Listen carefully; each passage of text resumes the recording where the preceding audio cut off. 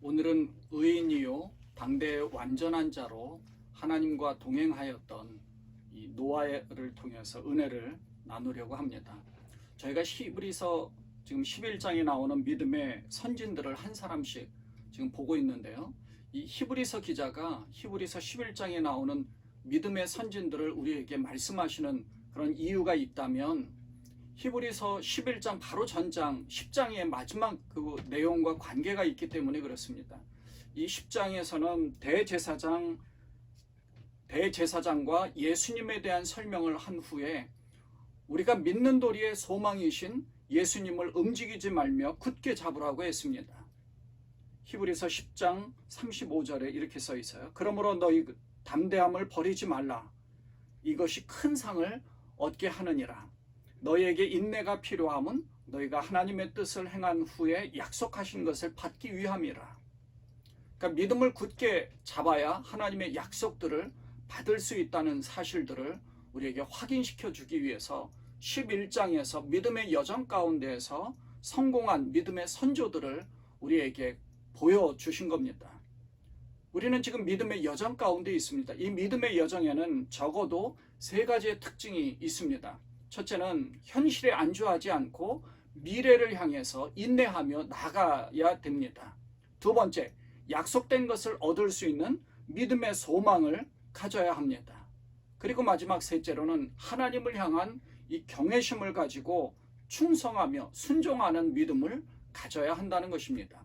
이 세 가지의 특징은 히브리서 11장의 이 믿음의 조상들에게서 나타나고 있습니다. 그래서 히브리서 11장은 이렇게 시작하죠. 믿음은 바라는 것들의 실상이요 보이지 않는 것들의 증거니 선진들이 이로써 증거를 얻었느니라. 이건 이제 새 번역에서는 이렇게 번역을 했어요. 믿음은 바라는 것들의 확신이요 보이지 않는 것들의 증거입니다. 선조들은 이 믿음으로 살았기 때문에 훌륭한 사람으로 증언되었습니다. 그러니까 믿음의 선조들을 소개하면서 믿음의 조상인 아브라함 이전에 먼저 말씀드린 것처럼 세 명을 소개했습니다. 아벨, 에녹, 그리고 오늘 나오는 노아입니다.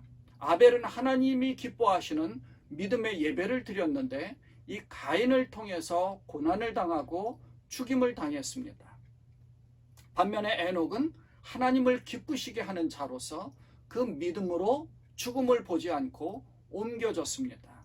한 사람은 고난을 당하고 믿음을 가진 또 한 사람은 죽음을 보지 않고 승천하였습니다. 이 사실을 보면 세상에서는 하나님을 기쁘시게 하는 그런 믿음을 가진 자 중에는 고난을 당하기도 하고 영광스러운 모습을 차지한 것처럼 보입니다. 우리가 볼 때는 적어도 그런 것처럼 보이는 거죠. 하나님을 잘 믿는 사람인데 왜 아벨은 그렇게 죽임을 당할 수밖에 없었고 또 똑같이 하나님을 잘 믿는 에녹은 왜 영광스러운 죽음을 보지 않고 하늘로 옮겨졌는가?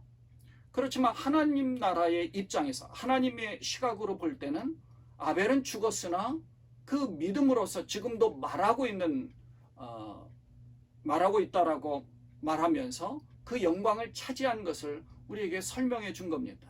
그러니까 하나님 나라의 입장에서 볼 때는 아벨은 죽었지만 지금도 마찬가지로 살아있는 것처럼 오히려 에녹과 같이 하나님 나라의 그 영광을 차지하고 있다는 것을 우리에게 가르쳐 주고 있는 것이죠. 그리고 오늘 세 번째로 노아를 언급을 한 것입니다. 믿음을 가진 노아가 말씀을 순종하고 충성했을 때 어떤 결과를 얻게 되었는가를 우리에게 보여주고 가르쳐 준 것입니다.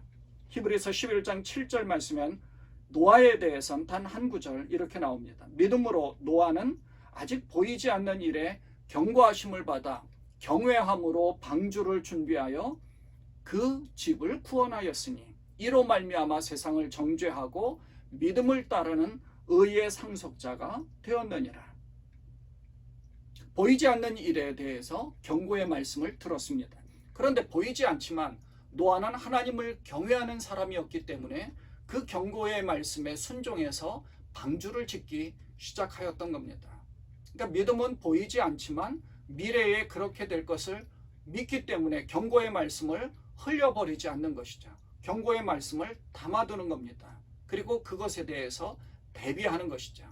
창세기 6장을 보면 노아가 살던 시대의 분위기를 설명을 해줍니다. 6장 5절에 보면 여호와께서 사람의 죄악이 세상에 가득함과 그의 마음으로 생각하는 모든 계획이 항상 악할 뿐임을 보시고 땅 위에 사람 지으셨음을 한탄하사 마음에 근심하셨다라는 기록이 나와 있습니다. 그러니까 노아가 살던 당시의 시대가 이처럼 악한 시대였다는 거죠. 마태복음 24장 38절에 보면 마찬가지로 예수님께서도 노아의 이 시대를 언급을 하셨습니다. 이렇게 말씀하는 거예요. 홍수 전에 노아가 방주에 들어가던 날까지 사람들이 먹고 마시고 장가들고 시집가고 있으면서 홍수가 나서 그들을 다 멸하기까지 깨닫지 못하였으니라고 예수님이 말씀하신 거예요. 그러니까 큰 타락이나 혹은 죄를 지은 것에 대해서 말씀하신 것이 아니라 아예 하나님의 경고하심을 듣지 않았던 것에 대해서 예수님은 언급하신 거죠. 그냥 먹고 마시고 장가들고 시집가고 있으면서 그런데도 홍수가 나서 그들은 다 멸망하고 말았습니다. 왜요? 노아의 때와 같이 노아는 아무런 눈에 보이는 것이 없었지만 방주를 준비했습니다. 그런 준비하는 것이 필요한 거죠. 하나님의 경고하심을 받은 겁니다. 예수님 때도 그 경고하심을 받았어야 하는 거죠. 지금의 시대도 마찬가지입니다. 하나님께서 말씀하시는 것을 우리가 받아야 됩니다. 받아들여야 우리는 그 경고에 대해서 대비할 수 있고 믿음으로 우리는 구원받을 수 있는 것입니다. 그런 시대에 노아는 어떤 사람이었는가 하면 그러나 노아는 여호와께 은혜를 입었더라 이렇게 기록되어 있어요. 노아는 의인이요 당대의 완전한 자라 그가 하나님과 동행하였다라고 기록되어져 있습니다. 세 가지 모습을 가르쳐 주죠. 은혜를 입은 노아의 세 가지 모습은 첫째는 의인이고 두 번째는 당대의 완전한 자였고 그리고 세 번째는 하나님과 동행하였다는 것입니다. 이 노아가 세 아들을 낳을 때 그때가 이제 500세였는데 온 땅이 하나님 앞에 부패하여 포악함이 땅에 가득했다 이렇게 기록되어져 있어요. 그러니까 노아가 세 아들을 낳은 그때 온 땅이 이처럼 부패했다는 것입니다. 그래서 하나님께서 방주를 만들라고 창세기 6장에 기록되어져 있죠. 그래서 그때부터 방주를 만들기 시작을 했습니다. 근데 노아의 홍수가 터진 것은 노아의 나이 600세 되던 때니까 거의 추산해 보면 100년 가까이 되는 것처럼 보입니다. 정확하게 날짜는 언급되어져 있지는 않지만 이 방주를 생각하면 우리가 정말 추측해 볼 수가 있습니다. 간단한 목재선이 사실 아닙니다. 몇 년에 걸쳐서 짓고 많을 만한 그런 크기가 아닙니다. 그러니까 3층으로 된 이 거대한 배로 이것을 추산해 보면 거의 14,000톤 정도가 된다고 합니다. 이 크기가 얼마만한가 하면 사전을 찾아보니까 한국의 조선사가 건조한 여객선 중에서 가장 큰 크루즈가 16,875톤이라고 써 있더라고요. 그러니까 조선업이 최정상에 달하는 우리 한국입니다. 그러니까 엄청난 한국의 조선사가 그렇게 발달해 있는데 우리 한국이 조선사가 건조한 여객선 중에서 가장 큰 크루즈가 그 정도 된다고 하니까 이것을 노아가 혼자서 그 당시에 기술이 있는 것도 아니고 현대화된 그런 공장이 되어 있는 것도 아니거든요. 그러니까 조선업이 발달하는 한국에서 지금 현대 기술로도 그 정도를 만들었는데 선진국이나 조선업이 발달해서 그렇게 만들 수 있지 웬만한 나라에서는 만들지도 못하는 거죠. 노아 당시에 노아가 혼자서 그것을 만들기 시작을 한 겁니다. 물론 노아가 사람을 시켜서 그 일을 같이 했을 수도 있습니다. 근데 그 지역에는 사실 나무가 많이 자라는 그런 지역이 아닙니다. 솔로몬 때도 성전 건축을 할 때 레바논에서부터 나무를 조달받기도 했죠. 그러니 노아는 상당히 오랜 기간에 이 포악한 세상 가운데서 묵묵히 자기의 할 일을 한 겁니다. 거의 불가능하게 보이는 그런 일들을 해낸 거죠. 많은 사람들이 아마 노아에게 이렇게 말을 하는 사막 기후와 같은 비가 오지 않는 그 지역에 무슨 비가 온다고, 또 비가 오더라도 그 배가 필요한 그런 지역이 아니거든요. 많은 사람들은 노아에게 쓸데없는 일을 하는 것처럼 손가락질 했을지도 모릅니다. 그런데 이 노아는요, 믿음을 가지고 이 모든 사실, 하나님께서 말씀하신 경고에 분명히 반응을 한 겁니다. 이것을 이루어질 것을 믿기 때문에 오랜 세월 동안 인내하면서 믿음을 지킨 것입니다. 이 사실을 하나님께서 기쁘시게 받은 것이죠. 하나님을 기쁘시게 하는 것은 첫째, 하나님이 계시다는 것을 믿는 것. 두 번째, 하나님이 자기를 찾는 자들에게 상 주시는 이심을 믿는 것. 이것이 하나님이 기뻐하시는 거라고 말씀하죠. 노아는 이 두 가지를 보여준 겁니다. 하나님을 믿는 믿음으로 하나님과 동행하였고, 아직 보이지 않는 것을 믿음으로 방주를 지어서 결국은 구원을 받았습니다. 창세기 6장 22절에 보니까 노아가 그와 같이 하여 하나님이 자기에게 명하신 대로 다 준행하였더라. 자기에게 말씀하신 대로 다 준행했다고 했습니다. 자기의 삶을 살다가 일부 준행한 것이 아니라 전적으로 하나님의 말씀에 순종한 것이죠. 이런 기록이 얼마나 노아가 하나님 말씀에 순종했는지를 보여주는 겁니다. 우리가 이 시대를 살아가면서 하나님 말씀을 지킨다는 것이 얼마나 어려운 일인지 모릅니다. 일어나지 않을 그런 일들 같고, 또 눈에 보이지 않는 하나님이기에 주변에서 인정해 주지 않는 그런 모습도 있습니다.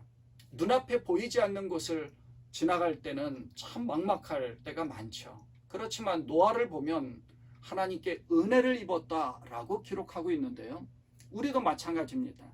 노아와 같이 예수 그리스도께서 우리를 위하여서 속죄 제물이 되어주심으로 의인으로 인정을 해주셨습니다. 우리는 의인으로 칭의, 인정받은 거예요.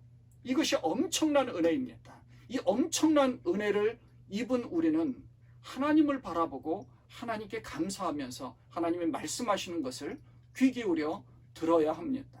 그리고 우리 눈에 보이지 않는 미래를 향해 나아갈 때 참 막막하고 답답할 수 있죠. 더욱이 지금 우리는 코비드 시대에 살고 있습니다. 더없이 불안하고 답답합니다. 불안할 뿐만 아니라 공포스러울 수도 있고요. 참 힘든 그런 어둠의 터널을 지나가고 있습니다. 하지만 노아와 같이 인내심을 갖고 하나님이 말씀하신 것을 묵묵히 실천하여 방주를 짓는 것입니다. 지금 우리가 해야 할 일은 노아와 같이 죄를 짓지 말고 정말 예수님을 믿음으로 의인이 되었으니까 의인으로서 하나님과 동행하며 하나님 말씀을 듣고 말씀을 묵상하고 기도하면서 우리가 해야 할 일은 시온성이라는 방주를 잘 만드는 겁니다. 잘 짓는 거예요. 이 구원선, 방주, 시온성이라는 방주, 구원선입니다. 이 배를 우리가 서로 잘 완성해야 되는 겁니다. 뿐만 아니라 또 우리의 가정이라는 이 방주를 하나님이 우리에게 맡기셨습니다. 이 방주, 가정의 방주를 말씀하신 대로 말씀 안에서 잘 만들어 가야 하는 겁니다. 그럴 때 우리는 구원의 영광과 믿음의 선조들이 차지한 결과도 얻게 될 것입니다. 히브리서 11장 7절 말씀에 보면 방주를 통해 구원을 받은 노아를 믿음을 따르는 의의 상속자가 되었느니라 라고 그 결과를 기록해 줬습니다. 여러분도 믿음을 따르는 의의 상속자가 되시기를 바랍니다. 하늘의 유업을 바라보며 경외심을 가지고 주님의 계명과 말씀을 잘 지킴으로 주의 큰 상급을 차지하시는 그런 여러분 되시기를 주님의 이름으로 축원을 드립니다. 기도하겠습니다. 하나님 아버지, 의인으로 당대의 완전한 자, 그리고 하나님과 동행한 이 하나님께 은혜를 입은 노아가 하나님 말씀에 귀 기울이고 경고하심을 받아 방주를 잘 만들어 갔고 결국 방주를 통하여 구원을 받은 것과 같이 하나님 우리도 시온성이라는 방주를 잘 만들어 완성할 수 있게 하시고 정말 파손되지 않도록 하나님께서 도와주시며 우리의 가정도 하나님께서 구원의 방주를 잘 만들라고 우리에게 명령하시고 당부하시고 말씀을 주셨사오니 하나님, 우리는 그 계명의 말씀을 경고하심으로 받고 정말 주님 다시 오실 때에 이 대강절의 기간 동안에 정말 하나님께서 우리에게 축복하시고 은혜를 베풀어 주심을 경험하며 이 대강절을 보낼 수 있도록 인도하여 주옵소서. 이 노아와 같이 방주를 잘 만들어 참 구원을 얻은 자로서 영광을 차지하는 우리 모두가 되게 하여 주옵소서. 우리 주님 예수님의 이름으로 간절히 기도드리옵나이다. 아멘.